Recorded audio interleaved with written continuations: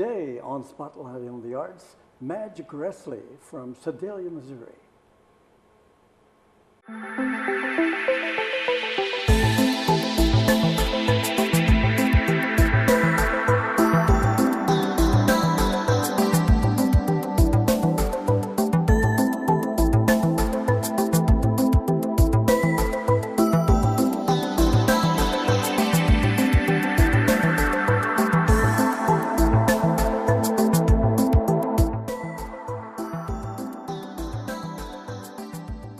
Welcome to JCTV Spotlight on the Arts, coming to you from the studios of Lincoln University in Jefferson City, Missouri, the capital city of Missouri.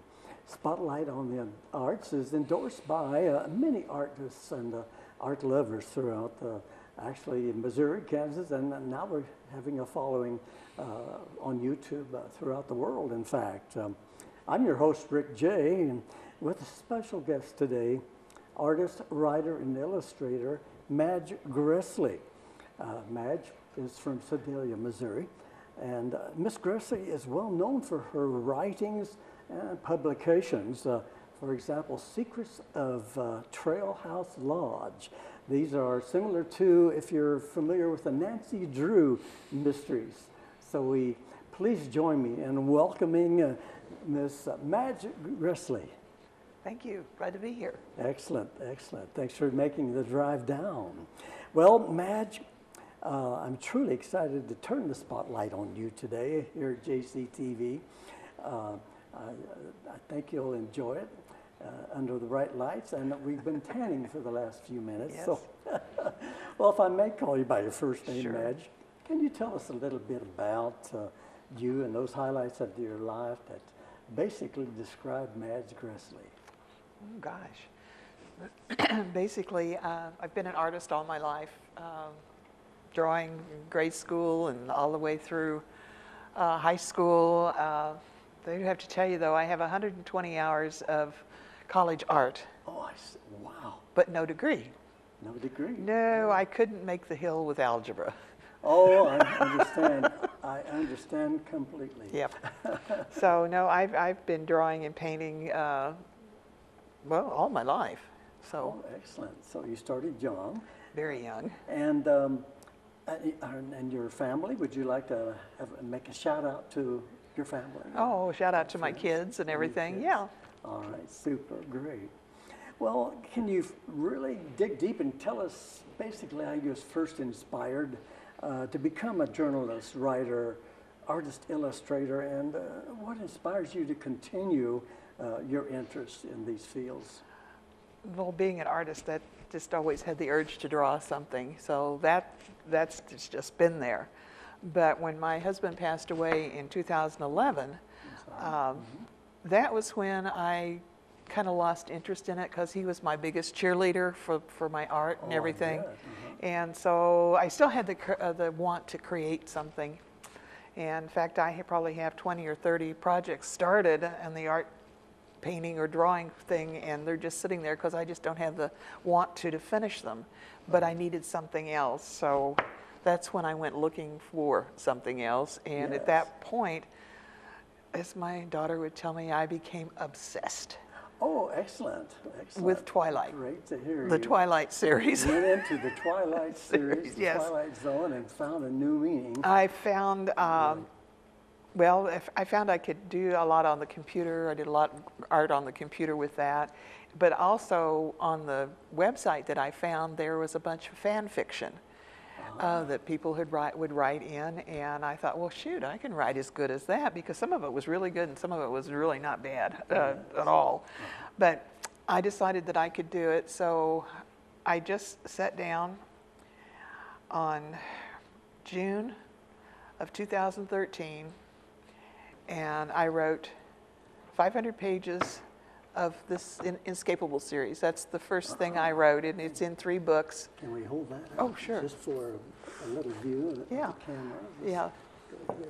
Take the glare off. There we Okay. go. This is book 1. There's book 2 and book 3. And originally I had 500 pages, but I divided it up into 3 books that way.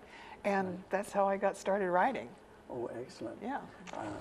I'm just anxious. I have reviewed a little bit and read a little bit on your publications. Yeah. So that's The Inescapable. Now, we will talk more in depth in the second segment about how you really get down to the nitty-gritty, as we used to say, and find how you become inspired with these ideas. So I look forward to that. Now, Right. also encourage the viewers to stay with us. Of course, there's a lot more coming up. Well, you know, I met you initially at the Missouri State Fair 2018, this last year, Right. and enjoyed our conversation. So I'm very honored, and I was very drawn to you, talking to you at the State Fair as I was looking at the art. And then writing, I like to write myself. I've been published a few times, so Wow. I know the feeling, the accomplishment. Now, you also spoke of losing your husband. Yeah. And I find not only through the interviews with the Quilt Show people, but many of the artists who find artwork and writing as more or less a therapy and a new introduction. Yeah. So I'm so happy to hear that you did find that and have moved forward, and we'll learn more. Well, in your art, can you describe your art? You do illustration. What's your favorite medium that you work with for our artist friends and lovers out there? Oh gosh, there isn't a one favorite one. I do oil and watercolor, colored pencil, charcoal, graphite. I do not like pastels, but I have done pastels. Right. That's not in my I wheelhouse understand really to do that. completely too. Plus the cleanup is always.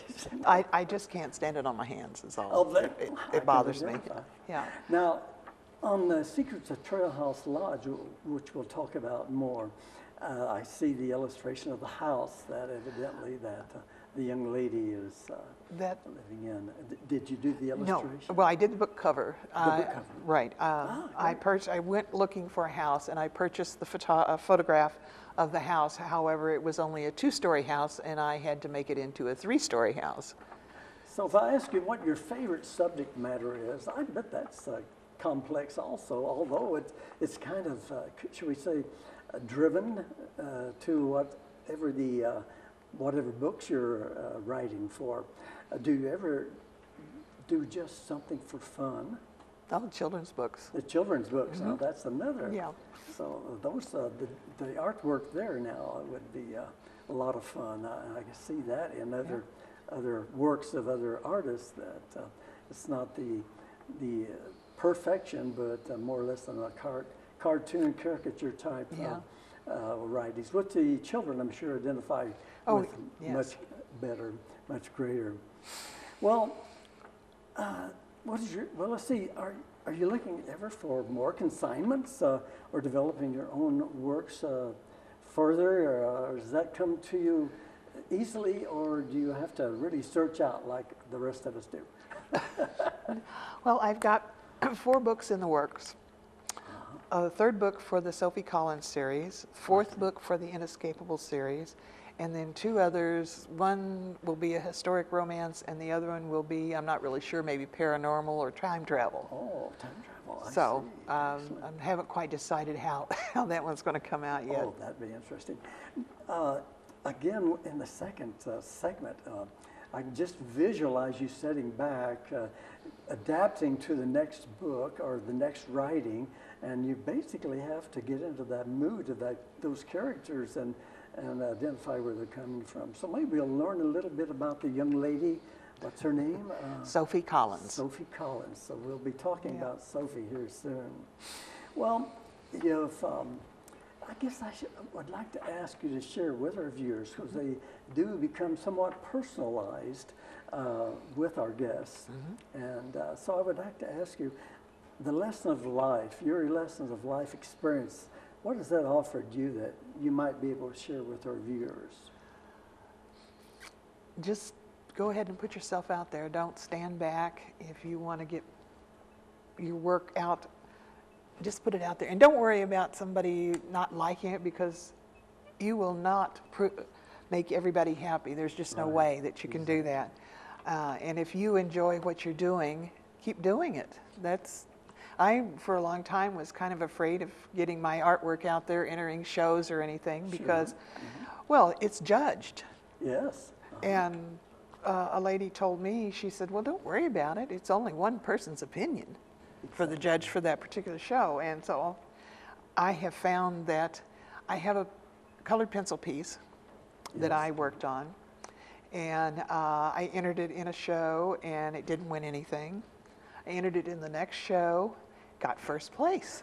I see. So it's only one person's opinion, so don't worry about it. So never worry about it. If you're satisfied with your work, I guess that counts first. Right. If you're, and then if the rest doesn't appreciate it, at least you're happy with it. Right. So that opinion, or those ribbons, or that prize money, not always does it speak for your work or for your energies that you put into each project. I figure if I'm satisfied with it when I put it out there and I'm happy with it, that's all that matters. Great. And that's great advice. I think, I hope everyone will take that and to heart, and maybe it'll help guide you into your next project or wherever you're at in life. That's always a good foundation to stand on. Well, Madge, we've got to take a break. Okay. So hang with me. We'll be right back. After the break, we learn more from Madge Gressley and learn how she arrives at these project themes, how she brings it together, and why techniques, those techniques she might want to share with you, plus a look at the thoughts behind putting together another publication of Secrets of Trail House Lodge. So stay with us. We'll be right back. Yo, check out this chef, right? Right? That's so gay. That's really gay. Dude, look at those pants. Please don't say that. What? Don't say that something is gay when you mean that something is dumb or stupid. It's insulting. It's like if I thought this pepper shaker was stupid and I said, man, this pepper shaker is so 16-year-old boy with a cheesy mustache. Just saying. When you say that's so gay, do you realize what you say? Knock it off. Do you like this top? It's so gay. Really? Yeah, it's totally gay. You know, you really shouldn't say that. Say what? Well, say that something's gay when you mean it's bad. It's insulting. What if every time something was bad, everybody said, oh, that's so girl wearing a skirt as a top? Oh, you are. Those are cute jeans, though. When you say that's so gay, do you realize what you say? Knock it off. Welcome back to Spotlight on the Arts. I continue now with our special guest, artist, illustrator, writer, Madge Gressley of Sedalia, Missouri, who is here today to give us an overview of her experience as an artist, illustrator, writer, and actually more through a window only you can see here on Spotlight on the Arts. I thank you for being with us today. Madge Gressley brings a lot to the table with notable accomplishments such as the winner of the Independent Press Book Award, the New York City's Big Book Distributing favorite, and illustrator of her own books, and other author-originated books also, for that matter.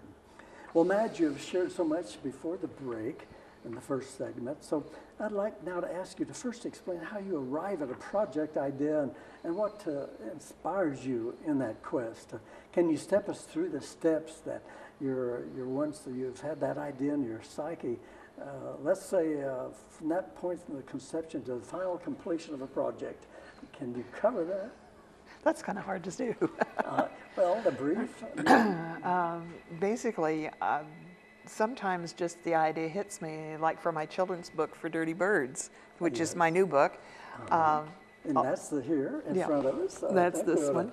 Give them Dirty Birds. Dirty Birds. Oh, that's cute. Yeah, and so that just popped into my head, and originally it comes from a little saying that my husband used to do, because he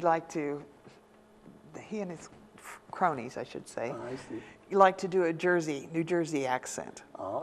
And this Dirty Birds is the little limerick that they used to give when they were trying to speak like from somebody from New Jersey. Oh, I see. Now that's a different accent. Yes, Back in Jersey. Yeah. I believe it was. Yeah, right. Boyd's. Oh, Dirty Boyd's. Dirty Boyd's, yes. Right. Oh, So very- that's where that one came from. Dexter, Dexter, just you got a whole Dexter's? yeah, Wonderful. Dexter's Wonderful Day. His story just popped into my head. I have no idea where it came from. It just had a dragon, and actually I had drawn the dragon for a friend of mine, and so I just followed up with a story for it. So one never knows what's going to, one thing leads to another, Right. you know. Well, that's really interesting. And then Totally Terrible Tommy, that was another thing that just popped into my head, that Totally Terrible Tommy was the 3 words that hit me. Oh, TTT. Yeah, and so I wrote a story about Tommy, and he is totally terrible. Yes. Yes, he is. Now, that's a children's book. A children's These book. books are available online? On Amazon and online and at the Katy Depot in Sedalia. Oh, excellent. And that's Madge H. Gressley. So take a look, search, and I think they'd be great for your child to take part in as far as listening to mom or dad read, or if he's at the level, she's at the level of reading that they sound very interesting for an adult. Well, Spotlight on the Arts attempts to inspire our viewers in their own quests. So do you have a few words that you could share that might inspire a beginner or even one who would like to expand their interest in his or her own writing or art adventure? I've heard a lot of people say, I would like to write a book. And I said, have you written it? Have you sat down and wrote anything? And they said, well, no, but I'd still like to write it. My advice is, if you want to write it, write it. If you want to draw it or paint it, do it. Just don't sit there and say, I want to. You've got to put the I do into it so you can do it. Right, excellent, good advice. And I encourage everyone to use that as, again, a foundation that we talked about earlier in the first segment. Well, along with me, I'm sure the viewers want to hear more about Secrets of Trail House Lodge. Can you give us a preview of what is in store once we open the cover and how we might get a copy? Well, Secret of Trail House Lodge is the second book. And that's the book. That's this one here, in Sophie Collins' series. And Sophie is a 14-year-old who, in the first book, winds up homeless. And the first book takes her through where she gets her guardian. And that's the red coat? That's the red coat. Okay. And Old Man Johnson of Johnson's Department Store kind of takes her under his wing, and he's the one that's found the guardian. And well, in the first book, she solves the mystery of the murder of Councilman Morrissey. Awesome. Which turns out to be her long-lost grandfather. But she didn't know it. She thought she was homeless. Well, in book 2, she has been enrolled in school, and she's living in Morrissey Manor now. And she became an heiress. An heiress, okay. Right, she inherited all that. And through the book, her Uncle Titus, comes back, and he is very upset because he got left out of the will. He got no money because so he plots to take care of her and that. But in the meantime, her and her friends have got together, and they're going to go ghost hunting. And so they found this Trail House Lodge. Only they didn't know it was a lodge. They thought it was an old house. And they went there, and they discovered that it was a lodge, and they looked around, and they find secret rooms, and they found a mummy, and they found a bag of money, and solved an old murder. They solved a bank robbery, all in that book. So the mysteries are there. Oh, yeah. All you have to do is open the book and start reading. It sounds very exciting. Yeah. Very exciting. So I can tell you've put a lot into it. I can just see how inspired you are just to talk about sort of what you've developed, or should we say come up with. And Well, I always liked Nancy Drew. And Nancy Drew, yes. And so she's my version of a modern-day Nancy Drew. And I was telling Madge earlier that even as a young man, a young boy myself, Nancy Drew seemed to always be somewhat captivating. And I did go ahead and read a couple of those. I had two sisters, and I thought maybe Nancy Drew could give me some insight on how these two sisters and I lived together. Of course, we have a younger brother too, that helped. But Nancy Drew was even a favorite of mine, and you could tell the skill and the thought in writing Nancy Drew. So I do compare Madge Gressley with the Nancy Drew writings. So it's great. Well, do you currently have any book sales and signing dates, for that matter, scheduled where viewers might pick up a copy of these books? April 27th and 28th at Powell Gardens. I'm participating in the Missouri Life Fair Market, Best of Missouri Fair Market. Excellent. And that's in Lee Summit, Missouri. Right, Powell Gardens. Powell Gardens. And that date again, please? April 27th and 28th. It's a two-day event. April 27th and 28th. And I'm sure you'll be there willing to sign the books and discuss the books with. Oh, that sounds encouraging. That's a trip I might have to take just to say hi. I'll have all my books, and plus I'll also have some note cards that I do from my original art. I make note cards. So. Oh, I see. Great. As we discuss in the editing room, we'll be editing in some of your work as we're talking, so people can get really a good view of Madge Gressley and her work. So, well, Madge, I want to thank you for contributing to Spot on the Arts. It's been really inspiring to visit with you. So we're about out of time. So on behalf of Spotlight on the Arts, I want to say thank you again, Madge. Did you have any closing words for us? I want to thank you for inviting me, and for all those out there who want to paint or draw or write, just do it. Well, thank you. And you are affiliated as a member of the SVAA. That's the Sedalia Visual Arts Association. Right. So did you want to share with us a little bit of what happens at the SVAA in Sedalia? It's a great organization of several different types of artists, from photography through metalworks, paintings, drawings, writing.